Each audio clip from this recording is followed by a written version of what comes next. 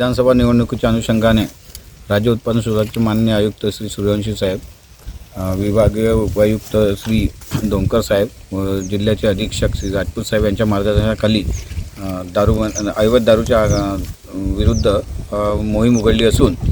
सदर अनुषंगाने आज रोजी हिंगणगाडा गावाच्या हद्दीत पोलीस स्टेशन यवत भागात मिळालेल्या माहितीनुसार पहाटे 3 वाजतापासून निरीक्षक दौंड विभागाने कारवाई करून जवळपास 2,90,000 हातभट्टी दारूचा साठा उद्ध्वस्त केलेला आहे.